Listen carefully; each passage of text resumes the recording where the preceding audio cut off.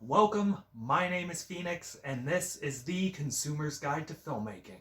The Falcon and the Winter Soldier, 2021, Malcolm Spellman and Carrie Skoglund. Taking place after the events of Endgame, the Falcon is still working as a superhero for the US government, while the Winter Soldier is trying to live a normal life and make amends for his crimes. However, a terrorist group called the Flag Smashers begin producing super soldiers and antagonizing governments due to the displacement of refugees caused by Thanos and his snap. Further, a man by the name of John Walker assumes the mantle of Captain America. The Falcon and the Winter Soldier must team up to stop the Flag Smashers, all while wrestling with the legacy Steve Rogers left. I gotta say, these Marvel miniseries have been pretty fun. This was a very entertaining thriller and a solid piece of cape shit. Technically speaking, the filmmaking doesn't do anything too amazing. It's typical MCU factory shit, and well, that's fine. I've seen it before, and don't need to talk about it much.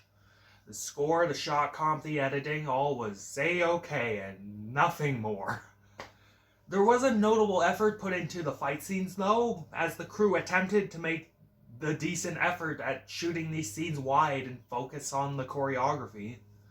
While I appreciated the attempt, it still couldn't quite get it done all that well, as it still resorts to lots of cuts, editing to hide obvious stunt work at times, and some of the kicks and punches were horribly fake looking and slow moving. Ooh, that fight scene with fucking Anthony Mackie and GSP. Ugh. Yikes. What I think sells this show though is the writing, the characters, and the themes. The story for this is a fairly solid one, hits a lot of familiar beats. It's a lot of Tom Clancy-esque political thriller stuff about racism, corrupt governments, and geopolitics. However, it doesn't quite do it as well as a Tom Clancy story, or even as well as Captain America 2 did it. But the Falcon and the Winter Soldier are fun characters with interesting backstories that were expanded upon in this show. Anthony Mackie and Sebastian Stan do a great job and have excellent chemistry.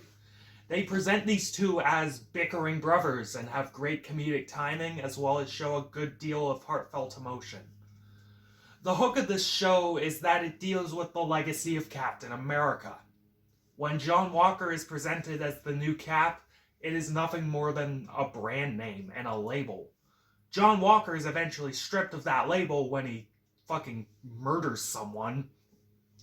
Both Falcon and the Winter Soldier see that moniker, Captain America, as meaning something more. For Bucky Barnes, the Winter Soldier, Captain America's best friend, he must try to face his demons, be a better man, and find a way to live up to the high standards that Steve Rogers has set. For Sam Wilson, the Falcon, taking up Steve Rogers' shield and succeeding him is something he wrestled with for a while, and he eventually sees it as his duty to do so.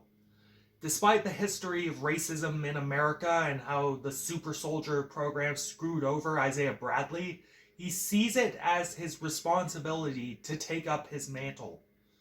He has to show the world that Captain America's shield and its symbolism and the struggles of the African American community in America, those things can be reconciled.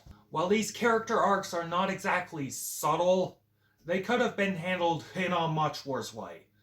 The show could have been incredibly woke and pandering, but it presented the terrorists, who are essentially globalist Marxist freedom fighters, as agitators, and we see them as people who are devaluing any legitimate progress that could be made. Further, while the race relations stuff got a bit heavy-handed, the message that believing in your country can be, or at least possibly can be, reconciled with the injustices a government have caused is surprisingly nuanced. Captain America and the ideals of a nation can be believed in order to bring about lasting change. What a fucking shock. What a novel idea. Overall, while it isn't exactly top of the line cape shit, The Falcon and the Winter Soldier, or should I say, Captain America and the Winter Soldier, was an entertaining 6 episodes of television.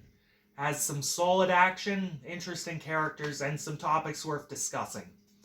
If you're a cape shit fanatic, definitely check this series out. Even if you're just a fan of action thrillers with a political edge, throw this on for some light, fun viewing. And I'm feeling a 6.5 to a 7 out of 10 on this one.